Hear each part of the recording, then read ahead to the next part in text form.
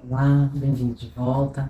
Estou feliz porque você chegou até aqui, por ter retornado para nosso último episódio da série Saúde Integral na perspectiva dos corpos sutis. Hoje a gente vai falar sobre o corpo espiritual. E se você é novo aqui, está chegando agora no canal, eu te convido a dar uma olhadinha nos episódios anteriores, que a gente falou sobre o corpo físico, o corpo emocional e o corpo mental, para que a gente possa agregar e fechar esse assunto aqui com chave de ouro no episódio de hoje, tá bom? Bora lá. Corpo espiritual é um assunto um pouquinho polêmico, porque a gente tem muitos pontos de vista. E aí aqui eu vou trazer simplesmente a minha visão, é como eu percebo esse corpo. Tem um pouquinho das pesquisas que eu fiz, do que eu acredito, né, dentro das informações que a gente tem disponíveis, tem relação com o que eu me conecto de fato, mas não é uma verdade absoluta, é isso que eu quero dizer, tá bom? Bom, para mim, da minha experiência de vida, o corpo espiritual, ele fala sobre conexão. É como a gente se conecta com o outro, é como a gente se conecta com o meio e como a gente se conecta conosco mesmo. Que inclusive esse é o lema do projeto, se você entrar lá na página, nossa página da internet, que é www.lixodobem.com.br, você vai ver que eu falo que esses são os 3 pilares do nosso projeto. Porque é assim que eu entendo essa conexão, esse corpo espiritual. Embora naquele momento lá que eu criei o site do projeto e eu percebi que o objetivo do projeto era esse, era sobre isso que o projeto falava, eu não tinha a ideia de que ali na verdade eu estava falando sobre o espírito, mas hoje olhando para trás eu consigo ver que é sobre isso. E eu vejo a espiritualidade de uma forma muito livre. Com certeza a religião ela pode ser um caminho para te levar para a tua espiritualidade. Mas a religião ela pode ser, ela não deve ser, ela pode ser um caminho. E é um dos caminhos disponíveis. Eu, desde muito nova, desde criança, eu tenho uma espiritualidade aflorada e eu não entendia muitas coisas, muitas vezes eu tinha medo. E eu busquei, desde a da adolescência, me conectar com a minha espiritualidade através das religiões. Passei por algumas, conheci várias, na verdade. E foi muito boa a experiência que eu tive dentro de cada uma. Eu trouxe, me agregou muita coisa, mas foi passageiro, porque hoje eu vejo que não é sobre isso. Pode ser, eu inclusive vi casos de pessoas na minha juventude que se recuperaram de vícios pesadíssimos em droga através da igreja, por exemplo. Né? Então, por isso que eu faço questão de validar que sim, a religião ela pode ser um caminho muito válido, mas eu não quero restringir, porque não é obrigatório. Né? O corpo espiritual é ele que te alinha e te dá estrutura para a conexão, para lidar com esses outros corpos. É ele que dá a diretriz, vamos dizer assim, né? Para os demais corpos. E isso faz com que te conecte a tudo à sua volta, né? Isso vai te trazer um senso de unidade, um senso de profundo pertencimento. Quando você se dá conta, quando você percebe essa conexão, você automaticamente vai sentir, vai se reconectar com essa sensação de pertencimento.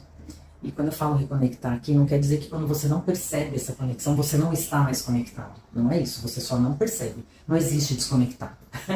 Né? Estamos sempre conectados. A questão é que quando estamos conscientes, isso se torna uma via de mão dupla. Quando a gente quando a gente está adormecido para essa conexão, é só de lá para cá, a gente não consegue corresponder. Mais ou menos isso.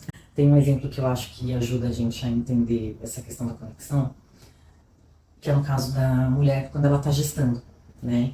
Eu lembro que quando eu estava grávida dos meninos, eu tenho 2 filhotes, eu tinha uma preocupação maior com o que eu comia, com o que eu fazia e com o que eu sentia.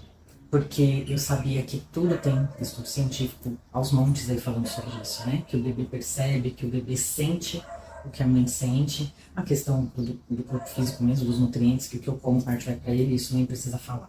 Né? Então, é mais ou menos a mesma forma de conexão que a gente tem. Aí eu vou trazer agora para dentro do meu contexto do projeto, a minha linguagem que é sobre o lixo, né? De tudo que a gente produz de resíduo, e saiba, a gente produz lixo ou resíduo, né? Na verdade o certo é resíduo, mas a gente transforma em lixo porque a gente mistura tudo, e aí ele se torna lixo. A gente gera resíduo desde o momento em que a gente nasce, sejam os resíduos orgânicos, né? os excrementos do nosso corpo, enfim. Seja embalagens, tudo que decorre do nosso consumo necessário, das roupas, das embalagens dos alimentos que a gente precisa consumir no decorrer do tempo, as emissões de gás que a gente gera pelo veículo que a gente usa, enfim. A gente está sempre impactando o meio, a partir do momento que a gente nasce até o momento que a gente morre. E de todo o resíduo que a gente gera, só 15% dele, é uma média, claro, né, deveria estar indo para os aterros. Mas não é o que acontece na prática. O que acontece na prática é que 100% do resíduo que a gente gera, da grande maioria da população, ainda vai parar nos aterros. Então, eu comparo a quantidade de lixo, que quando está tudo junto e misturado e vai parar no aterro, ele é lixo, porque ele não tem valor ali, a gente não consegue transformar a potência que ele tem para o positivo, né? Quando ele é resíduo, você comercializa na reciclagem, ou no caso do resíduo orgânico, você transforma em nova vida ali através da compostagem. Mas quando você manda para o aterro, além de estar enterrando dinheiro, você está enterrando vida, né? Se só 15% do que eu gero realmente seria rejeito, que aí assim, esse pedacinho a gente até pode chamar de lixo se quiser, e hoje eu mando 100%, eu me falo como maioria, tá? Porque nas grandes cidades brasileiras, nos grandes centros, em que a gente já tem a coleta seletiva, que é a coleta que pega os recicláveis, né? Plástico, papel, metal e vidro. A gente já tem a coleta seletiva estabelecida e só 4%, é uma média de 4% da população desses municípios é que encaminha seus resíduos recicláveis para esse processo de reciclagem. Todos os outros 96% da população continuam mandando tudo para o aterro.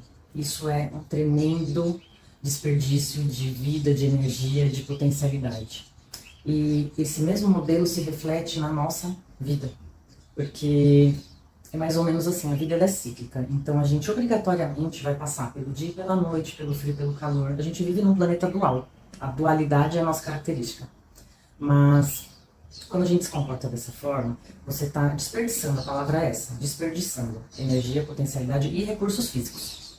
Então, é como se você estivesse plantando sementes de problema, de dor, de reflexos tanto no físico quanto internamente. Por isso que a gente está numa era tão tecnológica, moderna, estudos científicos avançadíssimos na questão da saúde e estamos cada vez mais doentes, adoecendo. A população no geral e o planeta também. É porque a gente, esse exemplo do lixo ele me traz muito forte o modelo de não perceber a conexão que a gente tem. A gente está dormente para a nossa conexão, sobre isso. Então, automaticamente se você está plantando tantas sementes ruins, é óbvio que você vai colher muitas coisas ruins, né? A ideia do projeto é te ajudar a virar essa chavinha. Então, por que eu falo que 15% de fato é o rejeito, que é o que deveria ir para o banheiro? Porque o nosso lixinho deveria ir para o aterro, né? Porque representa basicamente o nosso lixinho do banheiro. Toda a sobra orgânica, todo o nosso resíduo orgânico, o lixinho da cozinha ali, né? O pré e o pós-preparo, ele pode ser compostado e ele se transforma em nova vida. E tudo, não tudo, mas a maioria do que é reciclável, que a gente categoriza como reciclável, de fato dá reciclagem, né? É uma pequena cota daqueles materiais que não dá. Quando bem separado, enfim, minimamente limpo, sem muito, pode ser sobras de comida e tal.